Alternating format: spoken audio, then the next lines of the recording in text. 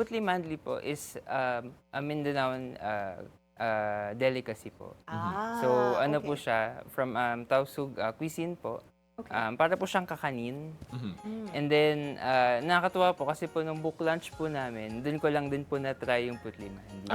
So, So, nakakatuwa. masarap naman. Masarap po, masarap.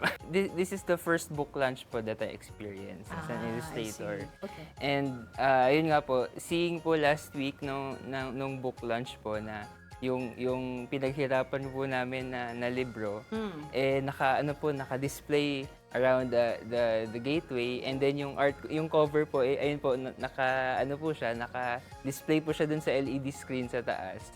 So parang natunaw po ako na parang grabe. Kaya din palang maabot yung ganun po talagang porsigido ka lang po talaga. Yeah. So, meron po ako ongoing project ngayon. Okay. It's under Kahel Press. Ang name po niya is ang una kong takbo. Growing up po kasi, dealing with the seizure disorder, natuto po akong alagaan yung sarili ko. And sabi ko parang gusto kong i-share ito sa mga kids ngayon na very active, very playful. And hindi naman po siya, kasi di ba po, when you share something personal or like a sickness, minsan ang dating sa mga bata nakakatakot kasi Yes. natutumba ka, ganyan-ganyan. Oo.